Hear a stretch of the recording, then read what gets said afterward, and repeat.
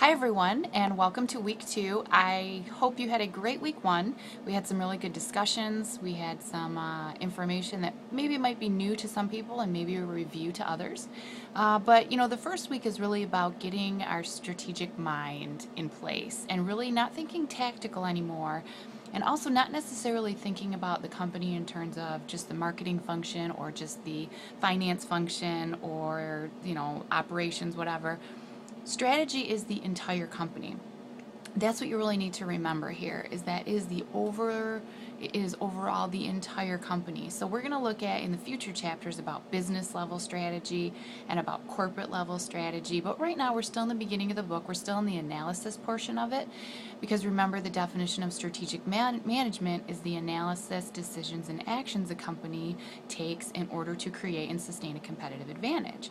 So remember that, because I did ask you what is strategy, and some people said some different things about my strategy is to do this or that, or my strategy at work, my personal life. Remember, here we're talking about creating and sustaining a competitive advantage. Now, what steps you have to take to do that is different every single time and for every single company, but everyone is always striving for competitive advantage, and you want to be that company that is in first place in the industry that you're in, right?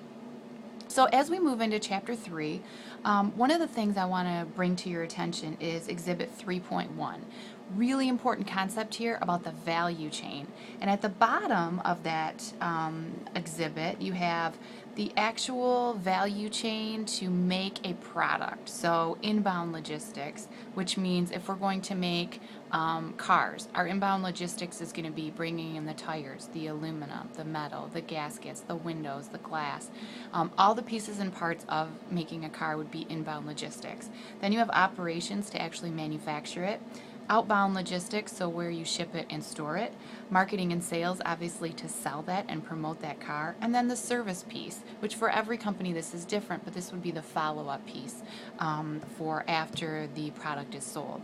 Those are the primary activities in a company directly related to making the product. The other 4 categories, as you see they're going horizontally, procurement, technology development, or what most people would call research and development, human resources, and general administration. Those are support activities. So those support every function within the company. So say we have someone in procurement, they may be procuring things for inbound logistics, but they also may be procuring things for people in HR or for people in R&D, lab equipment, things like that, whatever happens to be.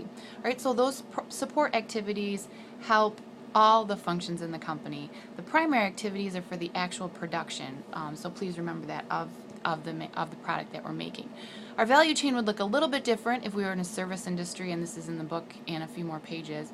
But remember, this is really key, because this value chain is then we're going to work kind of when we're talking about corporate level strategy. We're going to start to talk about that value chain again, and then look at where it points forward in kind of this arrow diagram that we're in. Remember, both the primary and the support activities take margin away. They are the cost structure side of the company. Okay, they take costs away from obviously our profit, so our sales, I should say. So remember, every single company in the whole wide world wants 3 things: sales increased, costs decreased, and profits increased. And this is the cost side of the business, the internal piece of that. So I look forward to this week, and if you have any questions, let me know. Thanks.